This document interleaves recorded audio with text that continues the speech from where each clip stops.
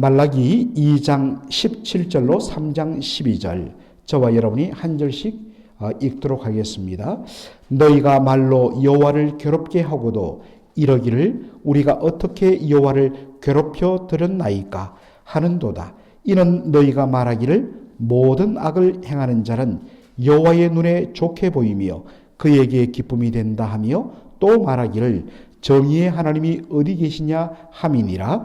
만군의 여호와가 이르노라.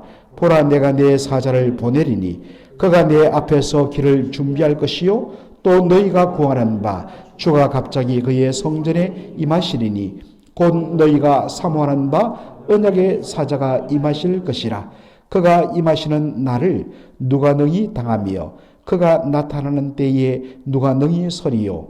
그는 검을 연단하는 자의 불과 표백하는 자의 잿물과 같을 것이라. 그가 은을 연단하여 깨끗하게 하는 자같이 앉아서 레위 자손을 깨끗하게 하되 금, 은과 같이 그들을 연단하리니 그들이 공의로운 제물을 나 여호와께 바칠 것이라. 그때에 유다와 예루살렘의 봉헌물이 옛날과 고대와 같이 나 여호와께 기쁨이 되려니와 내가 심판으로 너희에게 임할 것이라. 점치는 자에게와 간음하는 자에게와 거짓 맹세하는 자에게와 품꾼의 싹새에 대하여 억울하게 하며 과부와 고아를 압제하며 나그네를 억울하게 하며 나를 경외하지 아니하는 자들에게 속히 정언하리라. 만군의 여호와가 말하였느니라.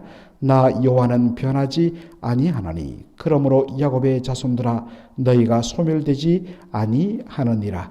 만군의 여호와가 이르노라. 너희 조상들의 날로부터 너희가 나의 규례를 떠나 지키지 아니하였도다. 그런즉 내게로 돌아오라.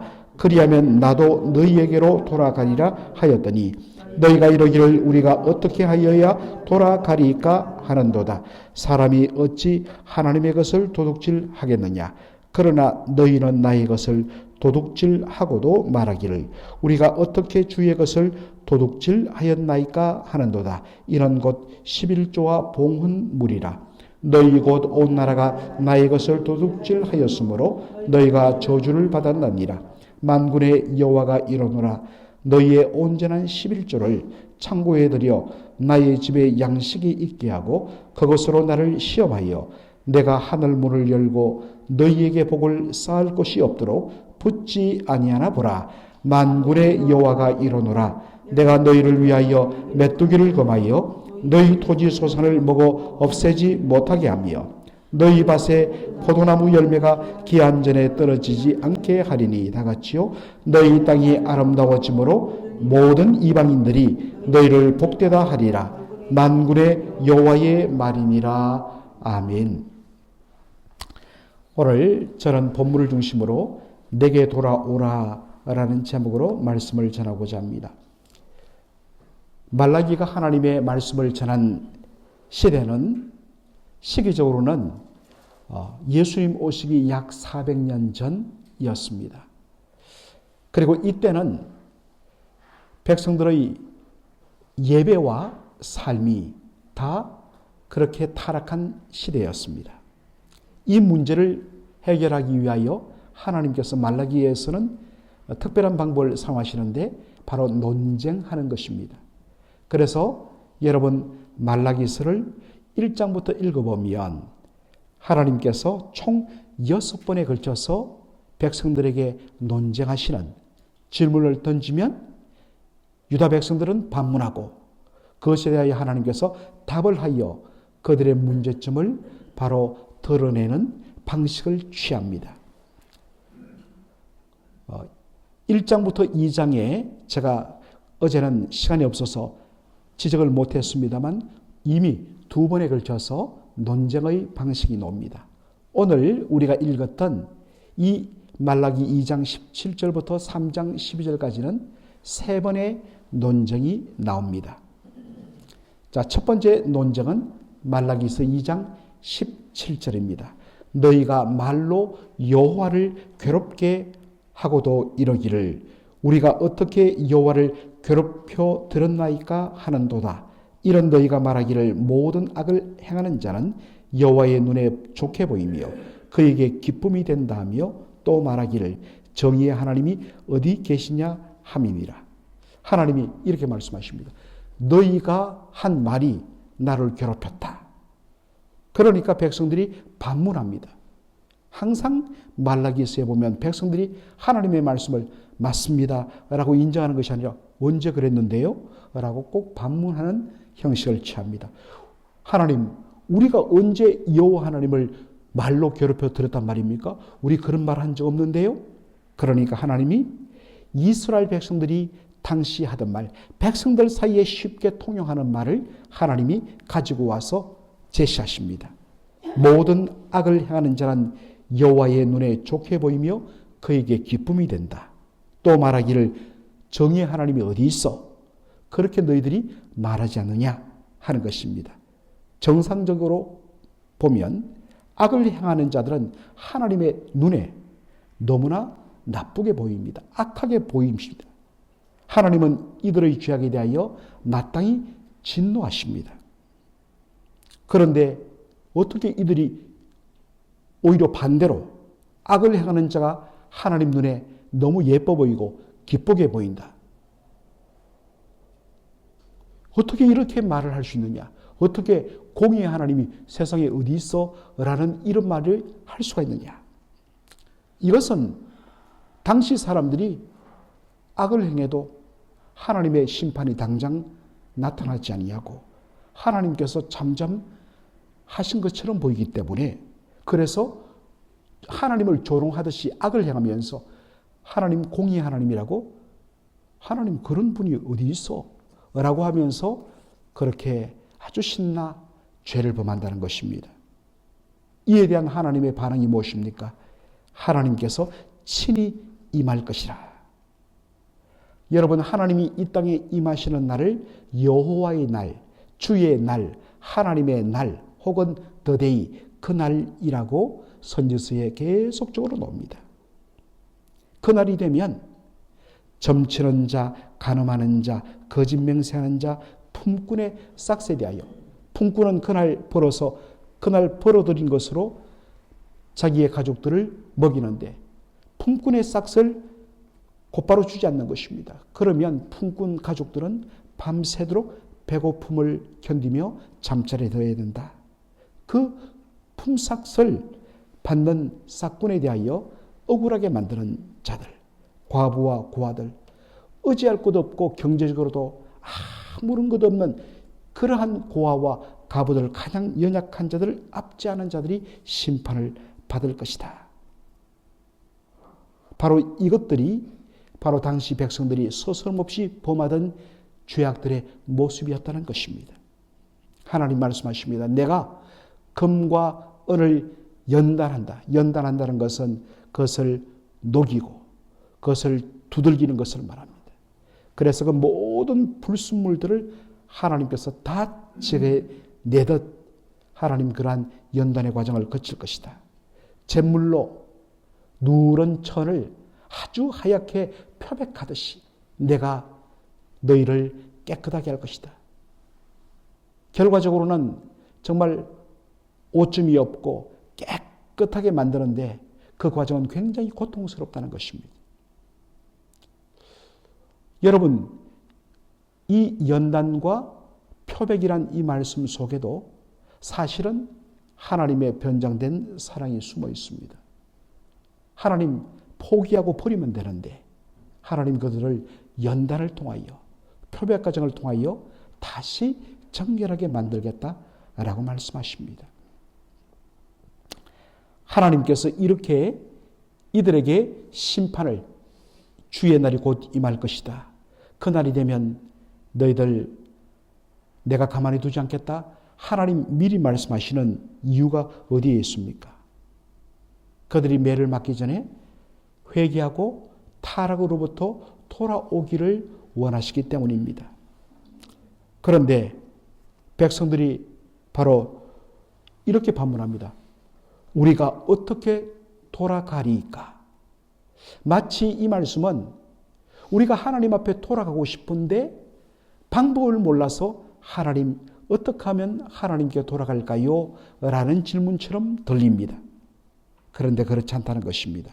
오히려 문맥상 하나님의 이런 질문에 대하여 하나님, 우리는 하나님을 떠난 적이 없는데 하나님께로 돌아오라니 어떻게 돌아가죠?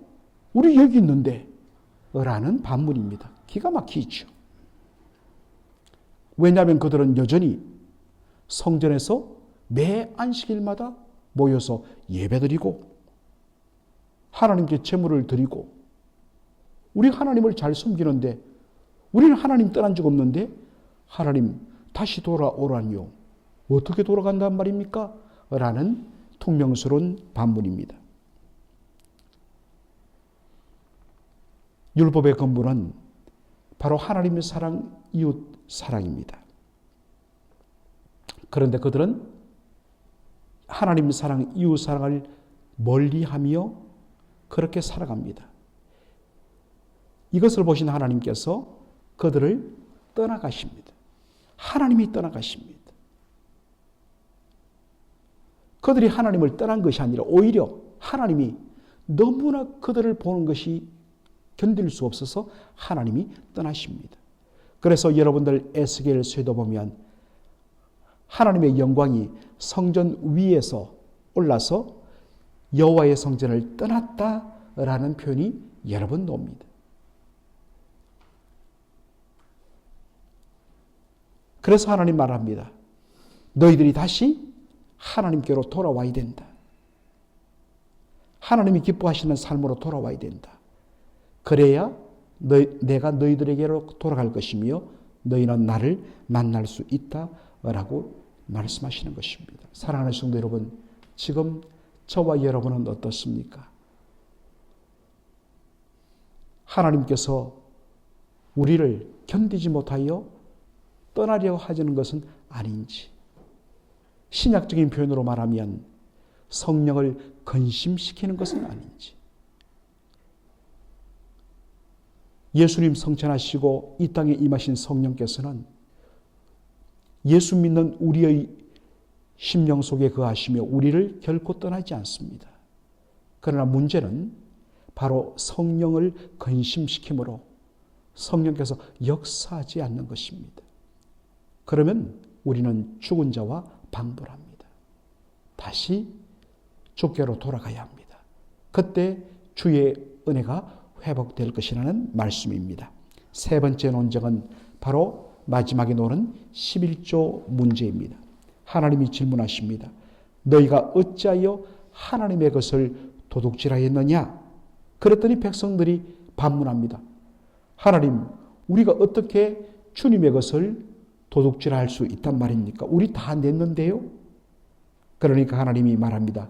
바로 너희가 11조와 마땅히 하나님께 드려야 할 봉물을 제대로 바치지 않았다고 지적합니다. 그래서 하나님께서 바로 그것을 깨닫도록 하기 위해서 하나님께서 메뚜기 떼를 보내시고 여러 가지 작물의 폐를 일으켜서 그들의 소득이 떨어지게 하는 것을 오늘 본문이 이야기해 줍니다. 여러분, 참 어떤 의미에서 신앙생활하면서 맞닥뜨리는, 심지어는 모태신앙, 어릴 때부터 부모가 11조 하는 것을 쭉 보면서 체질적으로 그렇게 자랐지만 그때야 부모가 주는 용돈 가지고 헌금했지만 막상 이제 자기가 학교를 마치고 직장을 통하거나 비즈니스를 통하여서 어떤 면에서는 이제 제법 큰 규모의 수입이 들어왔을 때 첫 번째 시험이 드는 것입니다. 11조? 10분의 1을 바치라고? 아니 이게 얼만데? 또한 어떤 면에서는 봉급이 적고 첫 소득이 적을 때는 그나마 괜찮은데 이것이 점점 수입이 늘어나고 소득이 커지면 커질수록 그 10분의 1이라는 규모와 가치가 어마어마하거든요. 그때마다 갈등이 생기는 것입니다. 왜 10분의 1을 바쳐야 되는가?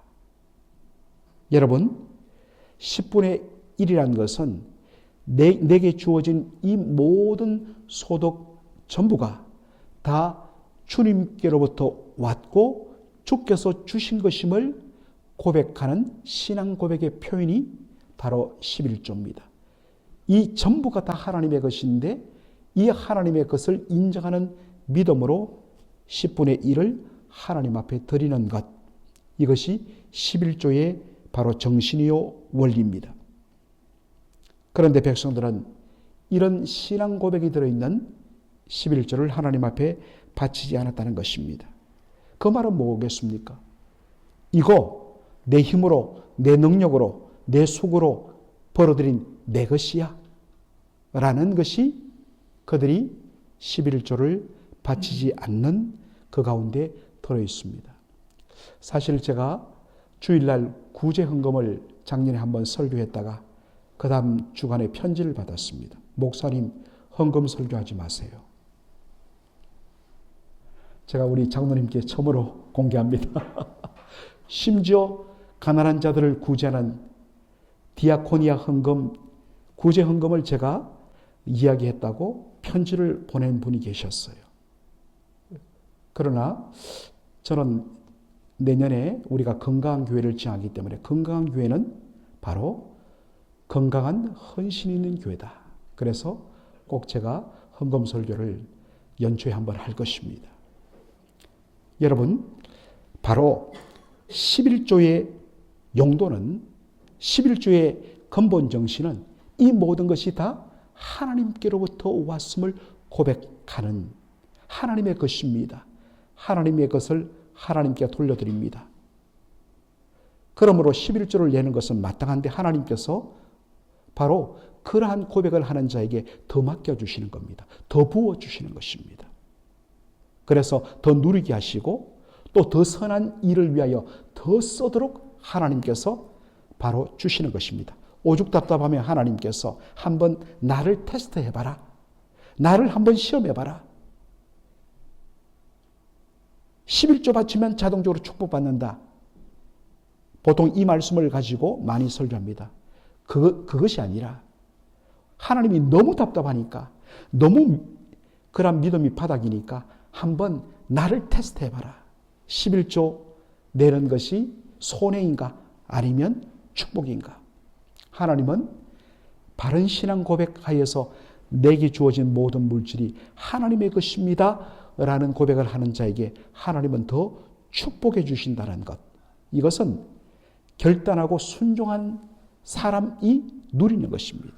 그래서 제대로 하나님 앞에 헌신하고 바치는 사람은 이미 그 맛을 압니다. 그 맛을 모르기 때문에 자꾸만 움켜쥐는 것입니다. 그런데 우리가 보았듯이 내가 이것을 지키겠다고 내가 움켜쥐면 쥘수록 뭡니까? 술술 빠집니다. 그런데 하나님께 맡기고 이 모든 것이 하나님께로부터 왔습니다. 하나님, 저의 가정도, 저의 기업도, 저의 일터도 주님 것입니다. 주께서 지켜주실 줄을 믿습니다. 라고 믿음으로 딱 맡기면요. 하나님께서 지켜주시고 하나님이 부어주시고 하나님 채워주시는 것입니다.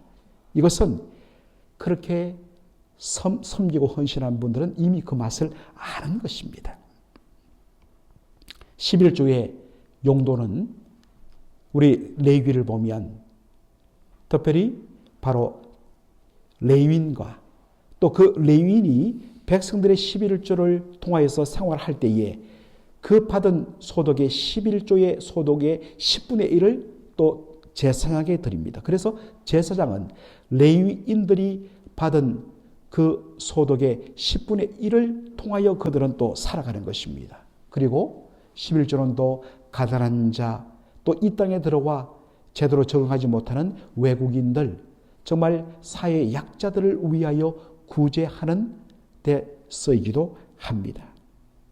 그런데 11조가 제대로 들어지지 않음으로 말미암아 결과적으로 어떻습니까? 레위인과 제사장들이 제대로 소득을 받지 못하게 되죠. 이분들이 느헤미야에 보면 성전을 떠나버려요. 먹고 살기 위해서. 그러니까 예배 기능이 마비되는 것입니다. 결과적으로 성도들의 영혼이 예배와 말씀을 통하여 제대로 은혜를 공급받지 못하게 되니까 또 쇠하게 되고 끊임없이 악순환의 반복이 되는 것입니다. 그래서 하나님 말씀하십니다. 한번 나를 제발 한번 테스트해봐라. 내가 복을 부어주느냐 안 부어주느냐. 결코 하나님 앞에 헌신하는 자 내가 손해보지 않겠다. 정말 축복하겠다. 그래서 다른 사람들도 야 이거 하나님의 것임을 인정하는 자에게는 복이 되는 하나님의 역사가 나타난구나. 저는 그래서 그런 의미에서 우리 교회가 우리 성도들이 정말 그렇게 하나님의 주권을 인정하면서 받침으로 하나님의 복을 풍성하게 받는 그러한 수많은 간증들이 지금도 사실은 그런 복을 받는 분들을 우리 교회에서 저는 여러 번 보고 있습니다. 헌신하는 자들이 결국에는 하나님의 복을 받더라고요. 그러한 복이 모든 성도들 골고루 미치는 그리고 그러한 귀한 헌신이 그저 우리 교회 개교회를 배불리고 살찌는 것이 아니라 주님 기뻐하시는 일들을 마음껏 하고 구제하고 선교하고 다음 세대들을 바로 길러내는 우리 교회뿐만 아니라 이 커뮤니티에 우리의 다음 세대들을 길러내는 그러한 일에 마음껏 쓰임받는 정말 자랑스럽고 칭찬받는 그런 교회가 되기를 여러분들 함께 기도해 주시길 바랍니다. 기도하겠습니다. 아버지 하나님 은혜와 사랑을 감사드립니다. 오늘 하나님께서 이 말라기 선지자가 말씀을 선포하던 시대에 살았던 타락한 유다 백성들을 위하여서 하나님 세 가지 질문을 던지면서 그들의 잘못됨을 드러내며 그들이 다시 하나님께로 돌아오기를 바라시는 하나님의 강력한 변장된 사랑을 오늘 저희들이 확인하였습니다. 아버지 하나님, 혹 우리가 지금 하나님을 떠나 있지는 않는지, 아니면 하나님께서 정말 우리와 함께 하실 수 없어서 하나님께서 근심하시고 탄식하고 계시는 아닌지, 아버지 하나님 다시 하나님께로 돌아가는 저희들 되게 하여 주옵소서. 아버지 하나님, 우리에게 주어진 모든 것이 다 주님의 것임을 인정하며 고백하는 신앙 고백으로서 하나님 앞에 11조와 보언을 하므로 하나님 그러한 믿음의 고백을 하는 자가 하나님 주시는 놀라운 복을 그렇게 누릴 수 있다는 약속의 말씀을 의지하여서 하나님 정말 죄송하지만 하나님을 시험하는 모양새를 가지면서 한번 확인하여서 복이 되나 안 되나 확인하면서 아버지 하나님의 복 주시는 하나님을 맛보면서 하나님을 섬기고 하나님께 드리는 것이 얼마나 귀한 일이요 또 복된 것인가를 마음껏 고백하며 간증하는 성도들로 채워지게 하여 주옵소서. 예수님의 이름으로 기도하옵나이다. 아멘.